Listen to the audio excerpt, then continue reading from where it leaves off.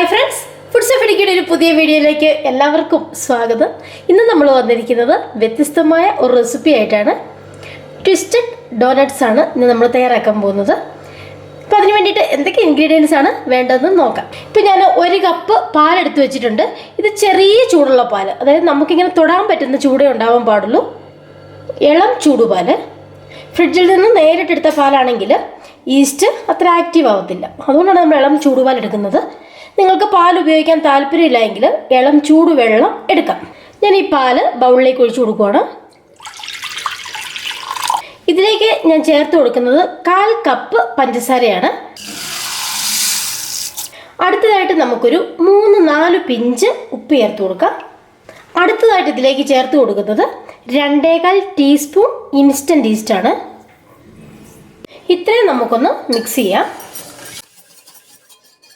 അടുത്തതായിട്ട് ഇതിലേക്ക് നമുക്ക് 1 മുട്ട പൊട്ടിച്ചൊഴിച്ച് കൊടുക്കാം. ഇപ്പോൾ മുട്ട നിങ്ങൾക്ക് ഇഷ്ടമില്ല എങ്കിൽ ഒഴിവാക്കാം. നിങ്ങൾ മുട്ട കഴിക്കുന്നവരല്ലെങ്കിൽ മുട്ട ചേർക്കണ്ട. നമുക്കിത് മുട്ട ചേർക്കാതെയും തയ്യാറാക്കാം. പാല് ഇഷ്ടമല്ലെങ്കിൽ അതിന് പകരം നമുക്ക് ഇളം ചൂടുവെള്ളം ഉപയോഗിക്കാം. മുട്ട പൊട്ടിച്ചൊഴിക്കാം. ഇത് വീണ്ടും നന്നായിട്ടങ്ങ് മിക്സ് ചെയ്ത് കൊടുക്കാം. അടുത്തതായിട്ട് ഇതിലേക്ക് ചേർത്ത് കൊടുക്കാൻ പോകുന്നത് അളന്ന് വെച്ചിരിക്കുന്ന 3.25 കപ്പ് മൈദയാണ്. അപ്പോൾ 250 മില്ലി കപ്പിനാണ് മൈദ അളന്നെടുത്തിരിക്കുന്നത്. 3.25 കപ്പ് അങ്ങ് ചേർത്ത് കൊടുക്കാം. ശേഷം ഇതങ്ങ് മിക്സ് ചെയ്ത് കൊടുക്കാം. ചപ്പാത്തി മാവിനേക്കാൾ ഒരല്പം കൂടെ ലൂസായിട്ടുള്ള മാവാണിത്. ഈ മെഷർമെൻറ്റ് കറക്റ്റാണ്. ഞാൻ ഇതിനു മുമ്പേ ഇതേ മെഷർമെൻറ്റിൽ റെസിപ്പീസ് ചെയ്തിട്ടുണ്ടായിരുന്നു. ഇതുപോലെ നമ്മളിപ്പോൾ ജസ്റ്റ് ഒന്ന് മിക്സ് ചെയ്ത് വെച്ചിട്ടുണ്ട്. ഈ ഒരു പരുവത്തിൽ നമ്മളിത് തൊട്ടിട്ടുണ്ടെങ്കിൽ നമ്മുടെ കയ്യിലോട്ട് ഒട്ടിപ്പിടിക്കും. അതുകൊണ്ട് നമുക്കിതിലേക്ക് ഒരു 3 ടേബിൾ സ്പൂൺ ഉപ്പില്ലാത്ത ബട്ടർ ഒഴിച്ചു കൊടുക്കാം. അത് സ്റ്റൗവിൽ വെച്ചിട്ടോ അല്ലെങ്കിൽ ഓവനിൽ വെച്ചിട്ടോ ഒന്ന് മെൽറ്റാക്കി എടുത്താൽ മതി. കയ്യിലും ഒരല്പം ബട്ടർ തടവി കൊടുത്തിട്ടുണ്ട്. ഇനി നമുക്ക് ഈ മാവ് നന്നായിട്ട് കുഴച്ചെടുക്കാം. അപ്പോൾ ചപ്പാത്തി മാവ് പോലെയല്ല, ഈ ഒരു ലൂസിലാണ് കേട്ടോ മാവ് ഇരിക്കുന്നത്. ഒരു 5-6 മിനിറ്റ് ഇതുപോലെ കുഴച്ചെടുത്തിട്ട് ഞാൻ ഈ മാവ് കാണിച്ചു തരാം.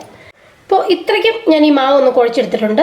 ഇനി ഈ ബൗളിലിട്ട് കുഴയ്ക്കുന്നതിനേക്കാൾ കൗണ്ടർ ടോപ്പിൽ ഇട്ട് കുഴയ്ക്കുന്നത് കുറച്ചുകൂടി നന്നായിരിക്കും. അപ്പോൾ നമുക്കിത് കൗണ്ടർ ടോപ്പിലേക്ക് ഇടാം. കൗണ്ടർ ടോപ്പിൽ ഞാൻ കുറച്ച് മൈദ വിതറി കൊടുക്കുന്നുണ്ട്. ഒട്ടിപ്പിടിക്കാതിരിക്കാനാണ് ഇങ്ങനെ ചെയ്യുന്നത്. അതിലേക്ക് ഈ മാവ് വെച്ച് കൊടുക്കും. ഇനി ഇത് നന്നായിട്ട് നമുക്കങ്ങ് കുഴച്ചെടുക്കാം. ഇങ്ങനെ സ്ട്രെച്ച് ചെയ്ത് വേണം കുഴച്ചെടുക്കാം. സ്ട്രെച്ച് ചെയ്യുക, ഫോൾഡ് ചെയ്യുക, അങ്ങനെ ഈ മാവ് കുഴച്ചെടുക്കാം. കുറച്ച് നേരം ഇങ്ങനെ കുഴയ്ക്കുമ്പോഴത്തേനും ഈ മാവിൻ്റെ ഒട്ടലൊക്കെ അങ്ങ് മാറും. വേണമെങ്കിൽ കയ്യിൽ അല്പം ബട്ടർ തടവി കൊടുക്കാം. നമ്മൾ മുട്ട പഞ്ചസാരയൊക്കെ ചേർത്ത് കൊടുത്തിട്ടുള്ളത് കൊണ്ടാണ് ഇതിങ്ങനെ ഒട്ടുന്നത്. ഈ മാവ് നന്നായിട്ട് ഇപ്പോൾ കുഴച്ചെടുത്തിട്ടുണ്ട്. അടുത്തായിട്ട് നമുക്കൊരു ബൗളിലേക്ക് അല്പം ബട്ടർ തടവി കൊടുക്കാം, അല്ലെങ്കിൽ ഓയിൽ തടവി കൊടുക്കാം. ഈ ബൗളിലേക്ക് മാവ് വെച്ച് കൊടുക്കുവാണ്. ഈ മാവിൻ്റെ മുകളിലും അല്പം ബട്ടർ തടവി കൊടുക്കാം. പ്രത്യേകം ശ്രദ്ധിക്കുക, ഉപ്പില്ലാത്ത ബട്ടറാണ്. ഒന്ന് അടച്ചു കൊടുക്കാം. ഇപ്പോൾ ആ മാവിൻ്റെ സൈസ് കണ്ടോ, ആ ഡബിൾ സൈസായിട്ട് വന്നിട്ടുണ്ട്. അപ്പോൾ കൃത്യമായിട്ട് ആ റെസ്റ്റിംഗ് ടൈം നിങ്ങൾ കൊടുക്കണം. അപ്പോഴാണ് ഇതുപോലെ ഡബിൾ സൈസിലേക്ക് മാവ് വരത്തുള്ളൂ. അപ്പോൾ ഇത് മിക്സ് ചെയ്ത് കുഴച്ച് വെച്ചാൽ 1 മണിക്കൂർ കൃത്യം നിങ്ങൾ റെസ്റ്റ് ചെയ്യാനായിട്ട് കൊടുക്കണം. നമുക്കിനി ഒന്ന് പഞ്ച് ചെയ്ത് കൊടുക്കാം. എയർ ബബിൾസ് ഒക്കെ അങ്ങ് പോകാൻ വേണ്ടി. സോഫ്റ്റ് മാവാണ്.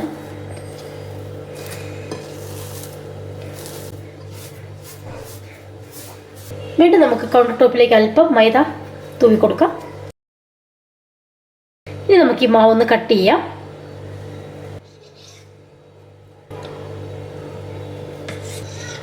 ഇതേ കഷ്ണങ്ങൾ വീണ്ടും ചെറിയ പീസസ് ആയിട്ട് മുറിക്കാം.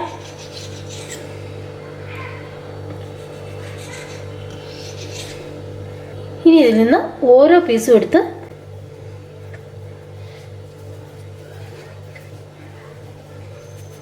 ഇതുപോലെ ഒന്ന് ബോൾ പിടിച്ച് സൈഡിലേക്ക് വെക്കാം.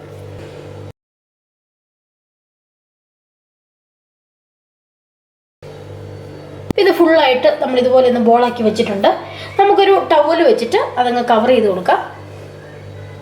ഒരു 2 മിനിറ്റ് ഇരിക്കട്ടെ. ഇനി നമുക്കിത് തയ്യാറാക്കാം. അപ്പോൾ അതിൽ നിന്ന് ഒരു ബോൾ എടുത്തിട്ട് കൈ വെച്ചൊന്ന് പരത്തി കൊടുക്കാം.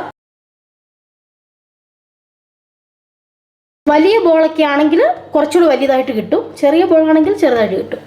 ഇങ്ങനെ ഒന്ന് പരത്തിയതിന് ശേഷം ഇത് പതിയെ ഉള്ളിലേക്ക് ഇങ്ങനെ ഉരുട്ടിയെടുക്കുക, ഒരു പൈപ്പ് പോലെ. അതിനുശേഷം നമുക്ക് പതിയെ കൈ വെച്ചിങ്ങനെ ചെയ്യുമ്പോൾ ഇതിങ്ങനെ ഒരു വള്ളി പോലെ നീണ്ടു വരും.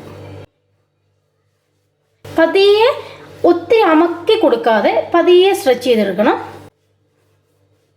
നമ്മൾ ഉരുട്ടിയെടുക്കാനായിട്ട്. ഒരുപാട് അങ്ങ് പ്രസ് ചെയ്ത് കൊടുത്ത് ഇത് മുറിഞ്ഞു പോകരുത്.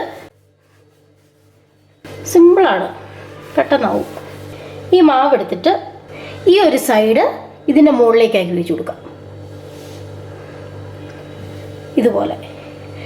ഇനി ഈ സൈഡ് എടുത്തിട്ട് ഇതിൻ്റെ അകത്തോടെ കയറ്റി വെളിയിലേക്ക് ഇറക്കാം. ഇത് തമ്മിൽ ഒട്ടും ഒട്ടിപ്പിടിക്കത്തില്ല കേട്ടോ, ഈ മാവ് ഒരു കെട്ടിടുകയല്ലേ അതുപോലെ. അപ്പോൾ ഈ സൈഡ് ഇങ്ങനെ നിൽക്കട്ടെ. അടുത്ത സൈഡ് നമുക്ക് എടുക്കാം. ഈ സൈഡ് എടുത്തിട്ട് ഈ മാവിൻ്റെ ഉള്ളിൽ കൂടി കയറ്റി അതും വെളിയിലേക്ക് ഇറക്കാം. ഇപ്പോൾ രണ്ട് എഡ്ജും ഇങ്ങനെ നിൽപ്പുണ്ട്. ഈ എഡ്ജ് തമ്മിൽ നമുക്കിതുപോലെ ഒന്ന് പതിയെ വലിച്ചിട്ട് ഇങ്ങനെ അങ്ങ് പ്രസ് ചെയ്ത് ഒട്ടിച്ചു കൊടുക്കാം. ഇതാ ഇങ്ങനെ വരും ഷേപ്പ്. അപ്പോൾ 3 ടോട്ടൽ തയ്യാറാക്കിയിട്ടുണ്ട്. ഈ തയ്യാറാക്കിയത് അങ്ങനെ ഓപ്പൺ ആക്കി വെക്കാതെ കവർ ചെയ്ത് വെക്കണം. ഇതുപോലെ നമുക്ക് മുഴുവൻ തയ്യാറാക്കി വെക്കാം. നമ്മളിപ്പോൾ അത് ഫുള്ളായിട്ട് ഷേപ്പാക്കി വെച്ചിട്ടുണ്ട്. അപ്പോൾ ആദ്യം തയ്യാറാക്കിയത് നമുക്ക് ആദ്യമേ എണ്ണയിലേക്ക് ഇട്ട് കൊടുക്കാം. അവസാനം ഉണ്ടാക്കിയത് വീണ്ടും നമുക്ക് റെസ്റ്റ് ചെയ്യാൻ വെക്കാം. അപ്പോൾ ആദ്യം ഉണ്ടാക്കിയത് നമ്മൾ പൊരിച്ച് കോരി എടുക്കുമ്പോഴത്തേക്കും അവസാനം ഉണ്ടാക്കിയതിനും ഒരു 5 മിനിറ്റ് റെസ്റ്റിംഗ് ടൈം കിട്ടും. ഒരു പാനിൽ ഞാൻ എണ്ണ തിളയ്ക്കാനായിട്ട് വെച്ചിട്ടുണ്ട്. നന്നായിട്ട് ചൂടായ എണ്ണയിലേക്ക് നമുക്കിത് ഓരോന്ന് പതിയെ വെച്ച് കൊടുക്കാം. നന്നായിട്ട് എണ്ണ തിളച്ചതിന് ശേഷം തീ കുറച്ച് വെക്കണം. കൈകൊണ്ട് എടുത്തിടാൻ ബുദ്ധിമുട്ടുണ്ടെങ്കിൽ നമുക്കിതുപോലെ പതിയെ ഇട്ട് കൊടുക്കാം. ഇത് നന്നായിട്ട് വെന്ത് കിട്ടേണ്ടതാണ്. അപ്പോൾ ചെറിയ തീയിലിട്ടിട്ട് മാത്രം വേവിച്ചെടുക്കണം.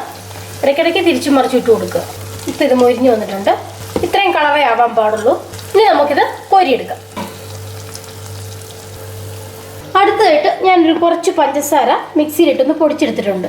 ഒരു 5-6 ടേബിൾ സ്പൂൺ പഞ്ചസാരയുണ്ട്. ചോക്ലേറ്റ് മെൽറ്റ് ചെയ്തിട്ട് മുക്കിയെടുക്കാം. എങ്ങനെ വേണമെങ്കിലും നമുക്കിത് തയ്യാറാക്കാം. നമ്മൾ തയ്യാറാക്കി വെച്ചിരിക്കുന്ന ഡോണറ്റ് എടുത്തിട്ട് ഇങ്ങനെ ഈ ഷുഗറിലൊന്ന് മുക്കിയെടുക്കാം.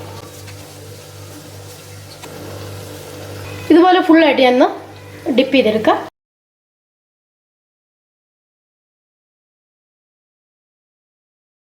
അപ്പം ഞാൻ ആ പഞ്ചസാര പൊടിച്ചതിലേക്ക് ഒന്ന് മുക്കിയെടുത്തിട്ടുണ്ട്. നമ്മുടെ ഈ ട്വിസ്റ്റഡ് ഡോനറ്റ് റെസിപ്പി ഇഷ്ടമായെന്ന് കരുതുന്നു. ഇഷ്ടമായെങ്കിൽ ഒന്ന് ലൈക്ക് ചെയ്യുക, ഷെയർ ചെയ്യുക, ചാനൽ ഒന്ന് സബ്സ്ക്രൈബ് ചെയ്യുക. മറ്റൊരു റെസിപ്പിയുമായിട്ട് അടുത്ത ദിവസം കാണാം. Take care, by.